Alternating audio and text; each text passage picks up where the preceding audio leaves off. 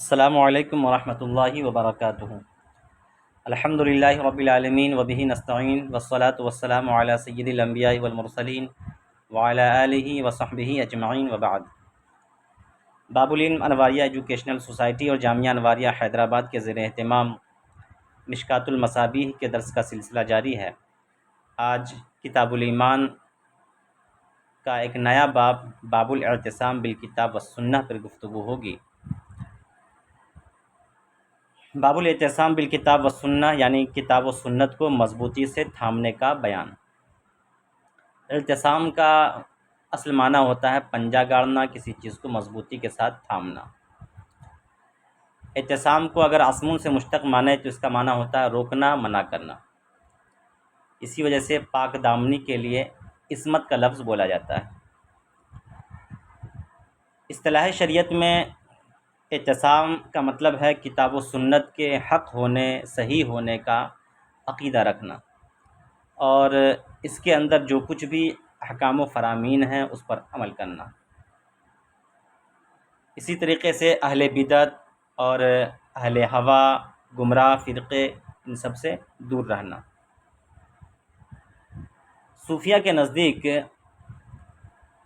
حضور صلی اللہ تعالیٰ علیہ وسلم کے جسم شریف کے جو حالات ہیں وہ شریعت کہلاتے ہیں، اور قلب کے حالات طریقت کہلاتے ہیں، روح کے احوال کو حقیقت کہا جاتا ہے، اور سر کے حالات کو معرفت کہا جاتا ہے۔ لیکن سنت ان تمام چیزوں کو شامل ہے۔ کتاب و سنہ کا لفظ آیا نا، سنت اور حدیث دو لفظ ہیں۔ سنت یہ خاص ہے اور حدیث عام ہے۔ ایسا ہے کہ ہر سنت حدیث ہے لیکن ہر حدیث سنت نہیں۔ الفصل الاول، پہلی فصل، حدیث نمبر 140۔ ان عائشہ قالت قال رسول اللہ صلی اللہ علیہ وسلم من احدث فی امرنا هذا ما لیس منہ فہو رد، متفق علیہ۔ حضرت عائشہ صدیقہ رضی اللہ تعالیٰ عنہ بیان کرتی ہیں کہ آقا کریم صلی اللہ تعالیٰ علیہ وسلم نے ارشاد فرمایا، من احدث، احدث یحدث، احداث یعنی ایجاد کرنا، کوئی نئی چیز پیدا کرنا۔ من احدث فی امرنا، جس شخص نے ہمارے دین میں، امر مانا دین، جس نے ہمارے دین میں کوئی نئی چیز ایجاد کی، ھذا اس دن میں، ما لیس منہ جو بات دین سے نہ ہو، فہو رد تو وہ قابل رد ہے، وہ مردود ہے۔ امر سے مراد یہاں پہ کیا ہے؟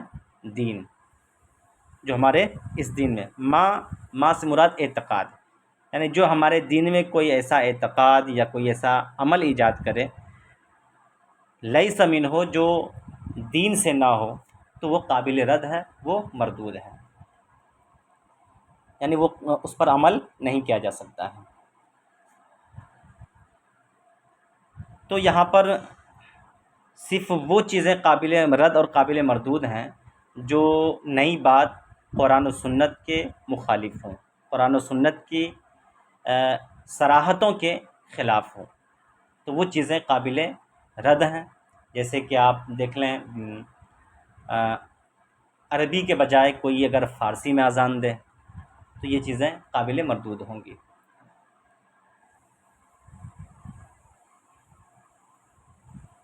وعن جابر قال قال رسول اللہ صلی اللہ تعالی علیہ وسلم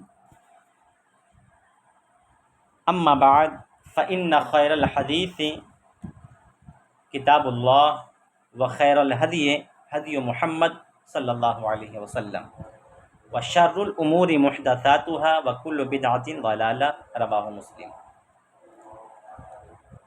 حضرت جابر بن عبداللہ رضی اللہ تعالیٰ عنہ بیان کرتے ہیں کہ اللہ کے رسول صلی اللہ تعالیٰ علیہ وسلم نے ارشاد فرمایا، اما بعد، یعنی خطبہ کے بعد حضور صلی اللہ تعالیٰ علیہ وسلم کا یہ طریقہ تھا کہ آپ جب حمد و صلات پیش فرما لیتے تو اس کے بعد اما بعد کا لفظ کہتے، اس کے بعد اپنی بات پیش فرماتے۔ فإن خیر الحدیث، یعنی سب سے بہترین بات، کتاب اللہ، اللہ کی کتاب، یعنی سب سے بہترین کلام، سب سے بہترین گفتگو وہ قرآن کریم کی گفتگو ہے، قرآن کریم کی بات ہے۔ وخیر الہدی، اور سب سے بہترین طریقہ، سیرت، ہدی محمد صلی اللہ علیہ وسلم، نبی مکرم صلی اللہ تعالی وسلم کی سیرت مبارکہ۔ وشر الامور محدثاتها، اور سب سے بدترین معاملہ وہ دین میں نئی چیز ایجاد کرنا ہے۔ سب سے بدترین امور وہ ہے جو دین کے اندر نئی پیدا کی گئی ہے، نئے طریقے سے پیدا کیے گئے۔ شر الامور محدثاتها، سب سے بہترین امر یا سب سے استغفر اللہ، سب سے بری بات وہ ہے جو دین کے اندر نئی نکالی گئی ہو۔ وکل بدعۃ ضلالہ، اور ہر بدعت گمراہی ہے۔ رواہ مسلم، اس حدیث کی روایت امام مسلم نے کی ہے۔ دیکھیں یہاں پر اس سے تو سمجھ میں آتا ہے کل بدعۃ ضلالہ، ہر بدعت گمراہی ہے۔ تو اس کا مطلب یہ ہے کہ جو بھی بدعتیں ہیں نبی مکرم صلی اللہ تعالی وسلم کے بعد جو کچھ بھی ظاہر ہوئی ہیں وہ سب کے سب بدعت ہیں اور سب کے سب گمراہی ہیں، بظاہر یہ سمجھ میں آتا ہے، حالانکہ ایسا نہیں ہے۔ ہمیں سب سے پہلے تو یہ معلوم ہونا چاہیے کہ بدعت کسے کہتے ہیں۔ بدعت تو ظاہری طور پر جو بہت مشہور تعریف ہے کہ نبی مکرم صلی اللہ تعالی وسلم کے عہد کے زمانے کے بعد جو بھی چیزیں ظاہر ہوئیں، جو بھی طریقے ایجاد ہوئے، وہ بدعت کہلاتے ہیں۔ اب پھر اس میں یہ دیکھا جاتا ہے کہ کچھ بدعتیں ایسی ہیں جو اصول کے موافق ہیں اور سنت کے مطابق ہیں، یعنی قرآن و سنت سے مستنبت ہیں، یا یہ کہ اصول اربع جو ہیں کسی نہ کسی سے مستنبت ہیں۔ اگر ایسی بدعت ہے تو وہ بدعت حسنہ کہلاتی ہے۔ اور جو اصول اور قواعد کے خلاف ہو، یعنی ایسا کام، ایسی بات جو ان اصول کے خلاف ہو، قرآن کے بھی خلاف، حدیث کے بھی خلاف، تو ایسی بدعت کو بدعت ضلالہ کہتے ہیں۔ یہاں پر جو ہر بدعت کو گمراہ کرنے کا کہا گیا ہے نا، یہاں پر وہی بدعت ہیں جو بدعت قرآن و سنت اور اصول کے کیا ہوں، خلاف ہے، وہی بدعت گمراہی ہے۔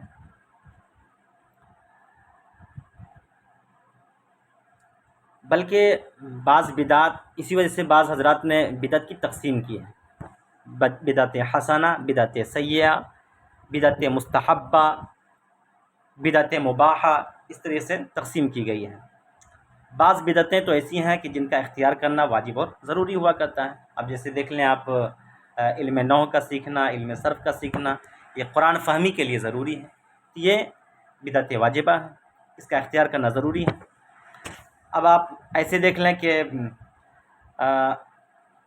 بعض بدعتیں مستحسن اور مستحب ہوا کرتی ہیں، جیسے دینی مدارس کو تعمیر کرنا، مسافر خانہ بنانا، لوگوں کی کے آرام و آسائش کے لیے سرائے تعمیر کرانا، وغیرہ وغیرہ۔ ایسے بعض بدعت مکروہ بھی ہیں، جیسے بعض علماء کے نزدیک کیا ہے کہ قرآن مجید کی جو جلدیں ہوتی ہیں، اس جلد کو خوب زیبائش اور آرائش دینا، اس کو مکروہ کا کہا ہے بعض علماء نے۔ ایسے ہی مساجد کو ضرورت سے زیادہ نقش و نگار اس کے اندر پیدا کر دینا، یہ بھی جو ہے بعض لوگوں نے مکروہ کہا ہے۔ ایسے ہی بعض بدعت مباح ہوا کرتی ہیں۔ اب جیسے کہ اب دیکھ لیں کھانے پینے کی چیز، یہ کیا ہے؟ ایک ہے کہ کامن مختصر چیزوں سے بھی آپ اپنے جو ہے اپنی خوراک پوری کر سکتے ہیں، لیکن طرح طرح کی مرغن چیزیں اور فراوانی کھانے پینے کے لحاظ سے، یا ایسے لباس فاخرہ استعمال کرنا، تو یہ سب چیزیں بھی بدعت ہیں، لیکن بدعت مباحہ ہیں، لیکن اس وقت جب کہ یہ تکبر اور فخر کے طور پر نہ ہو، ہے نا۔ اب دیکھ لیں کہ بہت سی چیزیں ہیں جو حضور کے زمانے میں تھیں، جیسے آٹے کو آج کل چلنی سے چالتے ہیں، حضور کے زمانے میں سے نہیں چالا جاتا تھا، یہ بھی بدعت ہے، لیکن بدعت مباحہ ہے۔ لیکن بعض بدعت ایسی ہیں جو بدعت محرمہ، حرام ہیں، جیسے دیکھ لیں بدعتیوں کے مذاہب باطلہ جو کتاب و سنت کے بالکل مخالف ہیں، تو یہ سب کے سب بدعتیں حرام ہیں۔ تو بدعت کی کئی ڈیفینیشن کی گئی ہیں۔ بعض لوگ جو یہ کہتے ہیں کہ کلو بدعت ضلالہ، ہر بدعت گمراہی ہے، اس سے جو ہے تمام اہل سنت والجماعت کے وہ معمولات جو کہیں نہ کہیں بدعت مستحبہ یا بدعت مباحہ یا یہ ہے کہ بدعت حسنہ کے زمرے میں آتے ہیں، سب کو یہ گمراہی اور ضلالت سے تعبیر کر دیتے ہیں۔ یہ صحیح نہیں ہے۔ ہر بدعت گمراہی نہیں ہے، بلکہ صرف اور صرف وہ بدعات گمراہیت سے تعلق رکھتے ہیں جو بدعات قرآن و سنت کے صریح مخالف ہوں، یا قرآن و سنت سے جس کا استنباط نہ کیا گیا ہو۔ وعن ابن عباس رضی اللہ عنہما قال قال رسول اللہ صلی اللہ علیہ وسلم ابغض الناس الی اللہ ثلاثہ۔ حضرت ابن عباس رضی اللہ تعالیٰ عنہما بیان کرتے ہیں کہ آقا کریم صلی اللہ علیہ وسلم نے ارشاد فرمایا، اللہ کے نزدیک لوگوں کی سب سے ناپسندیدہ باتیں وہ تین ہیں۔ اللہ کے نزدیک لوگوں کی سب سے ناپسندیدہ باتیں، لوگوں کے لیے سب سے ناپسندیدہ باتیں وہ کتنی ہیں؟ تین ہیں۔ پہلی، ملحد فی الحرم، حرم شریف کے اندر الحاد پھیلانا۔ اب حرم شریف کے اندر الحاد پھیلانے کا کیا مطلب ہے؟ حرم شریف کے اندر الحاد پھیلانے کا مطلب یہ ہے کہ حرم کے اندر وہ کام کرنا جس کام کے کرنے کی ممانعت کی گئی ہے۔ اب جیسے دیکھ لیں کہ شکار کرنا، کسی کو قتل کرنا، اذیت پہنچانا، ہے نا، یہ سب کے سب کیا ہیں؟ ایسی چیزیں ہیں جس کو اللہ رب العزت سخت ناپسند فرماتا ہے۔ ملحد کا لفظ آیا ہے نا، الحاد کا معنی ہوتا ہے اصل میں وہ کسی جانب مڑ جانا، پھر جانا۔ اب اسی وجہ سے دیکھیں کہ آپ قبر کے اندر جو ایک جانب بنایا جاتا ہے نا، قبر کا لحد جو اس کو کہتے ہیں، لحد، کیونکہ ایک جانب بنایا جاتا ہے نا، اس لیے اس کو لحد کہتے ہیں، اسی سے آیا ہے۔ اور جو بندہ ملحد ہو جاتا ہے تو اس کا مطلب یہ ہے کہ وہ دین حق کو چھوڑ کر کے دین باطل کی طرف کیا ہو گیا؟ پھر گیا۔ اسی پھرنے کو کیا کہتے ہیں؟ الحاد کہتے ہیں۔ تو یہاں پر جو الحاد مراد ہے وہ کون سا الحاد مراد ہے؟ کہ شریعت کے جو اوامر و نواہی ہیں اس کی خلاف ورزی کرنا حرم شریف کے اندر، یہ ہے الحاد پھیلانا۔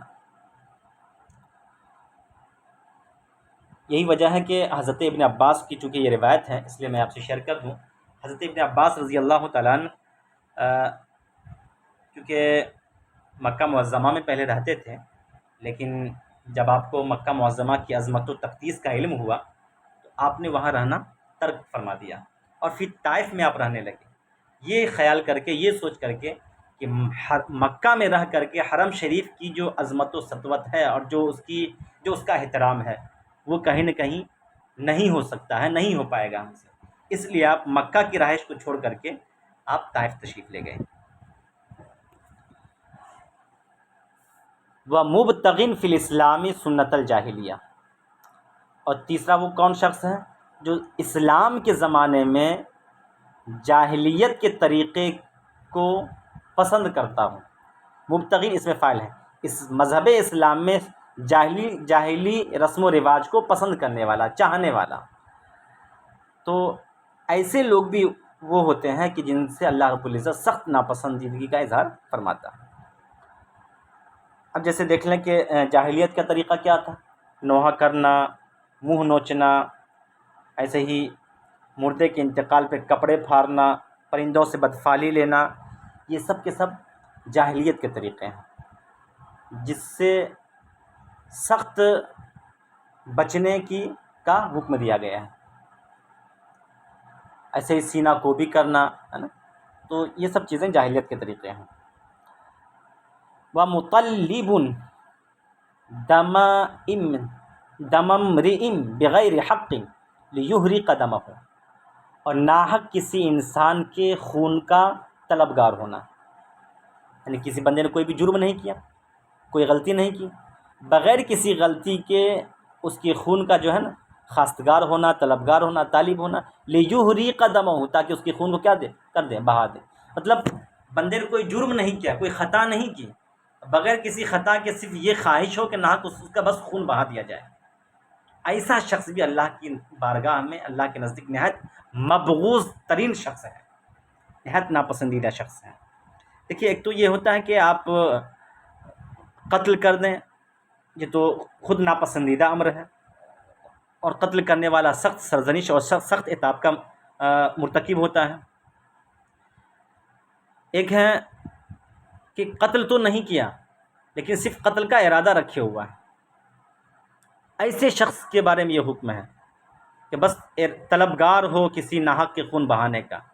جب طلبگار ناحق خون کا طلبگار جب اس قدر مبغوض تر مانا جاتا ہے رب کی بارگاہ میں، تو جو کسی ناحق شخص کو قتل کر دے، کسی معصوم کا گلا گھونٹ دے، کسی معصوم کا سر تن سے جدا کر دے، تو وہ رب کی بارگاہ میں کس قدر مبغوض تر ہوگا، اس کا ہم سب اندازہ لگا سکتے ہیں۔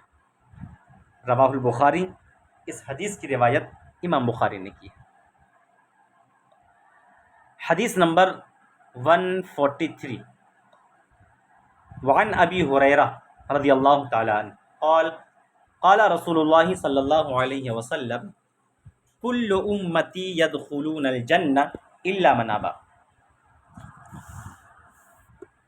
حضرت ابو ہریرہ رضی اللہ تعالیٰ عنہ کہتے ہیں کہ اللہ کے رسول صلی اللہ تعالیٰ علیہ وسلم نے ارشاد فرمایا، میرا ہر امتی جنت میں داخل ہوگا۔ کل امتی یدخلون الجنہ، میرا ہر امتی جنت میں داخل ہوگا، الا من ابی، مگر جس نے انکار کیا۔ یہاں امتی سے مراد امت اجابت بھی ہو سکتا ہے اور امت دعوت بھی ہو سکتا ہے۔ امت دعوت اگر ہو تو اس وقت مطلب یہ ہوگا کہ میرا جو امتی قرآن و سنت کو نہ مانے وہ جہنم میں داخل ہوگا، قرآن و سنت کا انکار کرنے والا۔ اور اگر امت اجابت لیا جائے تو اس وقت مراد یہ ہوگا کہ قرآن و سنت کو مانتا تو ہو لیکن اس پر عمل نہ کرتا ہو، تو وہ بھی جہنم کا مستحق ہوگا۔ تو نبی نے کیا فرمایا، میرا ہر امتی، کل امتی یدخلون الجنہ، میرا ہر امتی جنت میں داخل ہوگا الا من ابی، مگر جس نے انکار کیا۔ قیل، پوچھا گیا، من ابی، وہ انکار کرنے والے کون ہیں؟ قال، آپ نے فرمایا، من اطاعنی دخل الجنہ، جو میری اطاعت کرے وہ جنت میں داخل ہوگا، ومن عصانی فقد ابی، اور جو میری نافرمانی کرے وہ جہنم میں داخل ہوگا، وہ ابا ہے، انکار کرنے والا ہے۔ تو اب نبی کی اطاعت اعتقاداً اور عملاً دونوں اگر ہے تو وہ جنتی، جنت کا مستحق ہے، اور اگر نبی مکرم صلی اللہ تعالیٰ علیہ وسلم کا مطیع و فرما بردار اعتقاداً تو ہے لیکن عملاً نہیں ہے، تو وہ بھی جو ہے جہنم رسید ہوگا۔ تو ضرورت اس بات کی ہے کہ وہ من ابا کے قبیل سے وہی لوگ نکل سکتے ہیں جو قرآن و سنت پر اعتقاد بھی رکھتے ہوں اور ان کے احکام و فرامین پر عمل پیرا بھی ہوں۔ تو ایسے لوگ وہ ہوں گے جو جنت کے مستحق اور اس کے سزاوار ہوں گے، اور جن کے اندر اعتقاد تو ہو قرآن و سنت کا لیکن عمل نہ ہو تو وہ من ابا کے قبیل سے ہوں گے۔ رواہ البخاری، اس حدیث کی روایت امام بخاری نے کی ہے۔ اب اس کے بعد حدیث نمبر 144 پہ گفتگو ہوگی انشاءاللہ۔